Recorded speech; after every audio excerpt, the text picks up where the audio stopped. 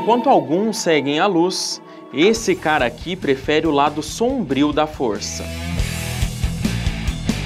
Vocês que estão aí nesse momento dentro da casa de vocês, eu sei que vocês têm medo de ir para o inferno.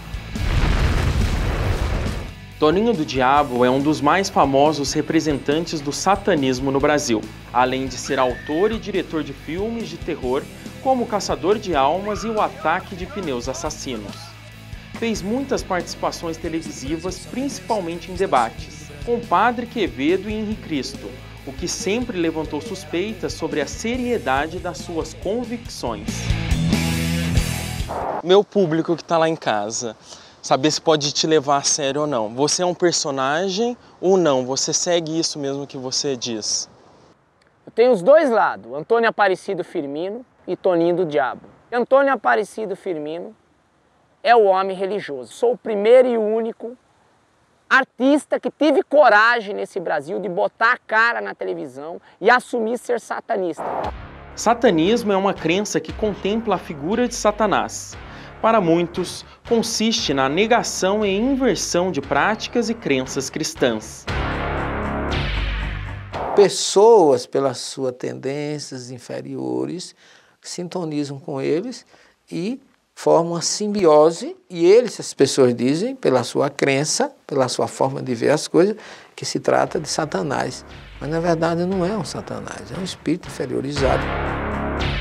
Os satanistas são pessoas religiosas como outras quaisquer, e até onde se sabe, algumas são boas e outras não, assim como os cristãos, alguns são bons e outros não são.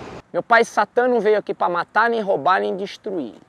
Porque quem está matando, roubando e destruindo são os políticos porcos e imundos desse país. A figura de Satã, ou Satanás, é uma figura persa, que entrou no judaísmo sob influência dos persas. Então, o Satã, na verdade, no idioma hebraico, é um opositor. Qualquer pessoa que se opõe a uma ideia é um Satã. Porque nós sabemos que não é Satanás, são os espíritos imperfeitos. Então existem espíritos orgulhosos, espíritos gozadores às vezes, né, que ficam brincando com essas pessoas. Existem espíritos que se acham o próprio Satanás, mas são simplesmente espíritos ignorantes da lei de Deus. Você vê isso muito bem quando Jesus diz que vai ter que ir a Jerusalém, sofrer na mão do sacerdote, ser crucificado e ressuscitar ao terceiro dia. E Pedro diz assim: Senhor, não vamos permitir que isso aconteça. E Jesus disse: afasta-te de mim, Satanás. Quer dizer, como Jesus não estava chamando Pedro de Satanás, que um minuto antes ele tinha dito que Pedro era bendito filho de Deus.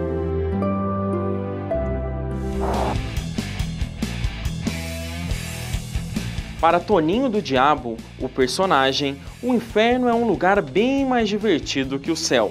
O inferno é bailão. O inferno tem 7 virgens lá para me esperar, 7 mulheres peladas, gostosas, né? 7 deuses. Entretanto, para Antônio Aparecido Firmino, o satanista, e se você morrer e de repente parar no céu? O céu e o inferno é um estado de espírito, cara. A Kardec foi muito feliz nas colocações dele, que ele disse que não é um lugar material. Kardec diz assim: nem céu, nem inferno, colheita pessoal e intransferível.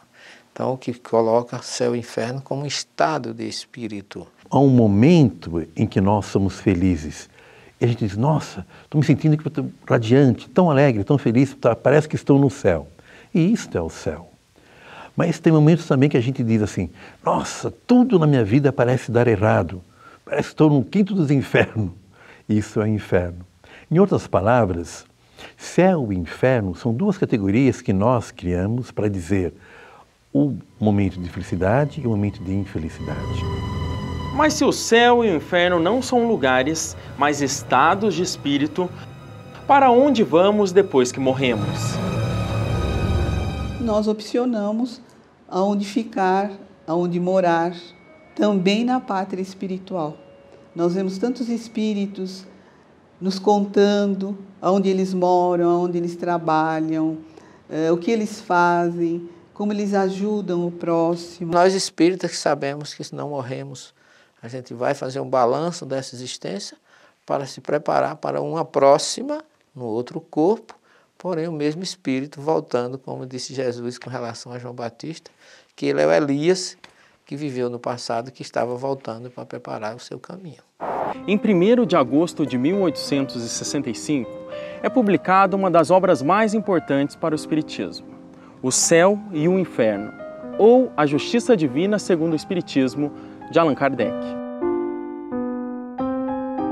É um livro que eu acho que deveria ser lido por todos os seres da humanidade, independente de religião. Porque eu sou um professor de ciência das religiões, sou espírita há 36 anos, mas cheguei à conclusão que a religião nunca pode ser um fim, mas ela tem que ser um meio, mas um meio de unir. Diríamos até que ele é uma continuação do Evangelho segundo o Espiritismo, porque ele é o grande consolador. O maior medo, pesquisas feitas, né, dizem que o maior medo do ser humano é a morte, por causa do desconhecido, talvez. Né? Como é que esse livro nos traz a morte? Como é que ele nos traz esse desencarne, essa passagem? Ele traz de uma forma que nós entendemos a justiça de Deus. Ele mostra todos os conceitos, literalmente, de céu, de inferno. Depois ele mostra a questão do purgatório. E por último ele traz, na segunda parte, testemunhos de espíritos que morreram sob diversas condições. E aí ele mostra exatamente a colheita pessoal intransferível, que ele conclui o livro, que cada um de nós vai ter, baseado na lei de causa e efeito. É aí que ele diz assim, nem céu, nem inferno, mas justiça divina que faz com que haja uma colheita pessoal. Itália, 1859. Início da Segunda Guerra de Independência Italiana. Um negociante recebe a notícia de que seu único filho servirá ao exército. Impossibilitado de exonerar o garoto, o homem decide se suicidar. Um ano depois, é evocado por Kardec na Sociedade Parisiense de Estudos Espíritas e assim descobrem seu destino no mundo dos espíritos. Sofro duplamente na alma e no corpo. Sofro no corpo, embora não o tenha mais. Como o amputado sofre no membro ausente. Só o amor paternal me guiou, mas me guiou mal. Em favor do motivo, minha pena será abreviada. O suicídio é uma atitude lamentável para diversas religiões, inclusive para a doutrina espírita. Mas como julgar alguém que tirou a própria vida por um bem que considerava maior? Lógico que foi um ato de amor para com o filho. Só que ele errou contra a própria vida, ele atentou contra a própria vida, então errou perante a lei de Deus. E a outra questão é, será que o filho iria desencarnar nessa guerra? Será que o filho não teria que aprender alguma coisa com a guerra, participando dessa guerra? O grande problema do suicida é quando ele se suicida, ele vê que não resolveu um problema e arrumou mais um outro. O primeiro é ter interrompido a vida física, que é o templo que o espírito tem para evoluir.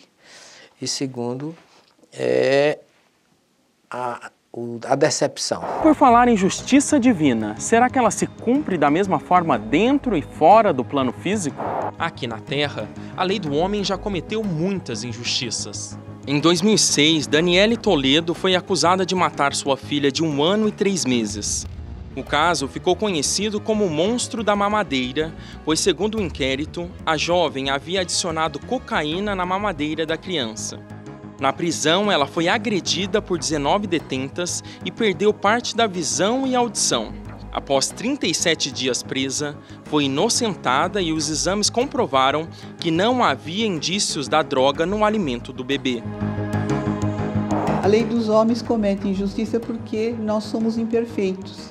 As nossas leis também ainda são imperfeitas, porque elas são feitas pelos homens. Outro caso de injustiça, desta vez cometida pela sociedade, foi o linchamento de Fabiane Maria de Jesus. Após ser confundida com uma suposta sequestradora de crianças, a dona de casa foi espancada até a morte por moradores do bairro de Morrinhos, no Guarujá. Tudo que nós passamos tem uma razão de ser. Nós sabemos que nossas dificuldades, ou nosso sofrimento, podemos dizer assim, ele passa por 3 momentos.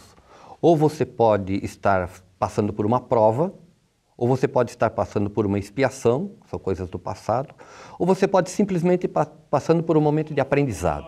Temos relatos na literatura espírita de pessoas que passam por um sofrimento e eles têm depois a revelação, o que eles fizeram em vidas anteriores. A dificuldade que nós passamos, o sofrimento que nós passamos, sempre é da lei de causa e efeito, né? Por isso que não existe injustiça. Então, ele será recompensado? Não, não será recompensado porque não existe injustiça, né? Todo momento.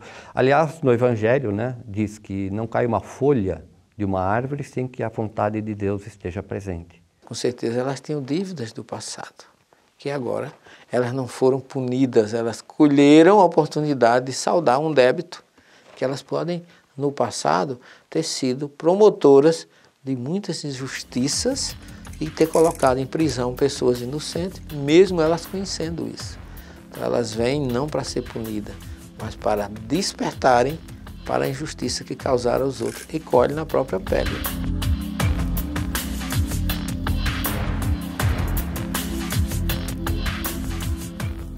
Deus, ele é muito bom, ele não castiga os seus filhos, ele dá sempre a oportunidade de eles vencerem todos os seus obstáculos.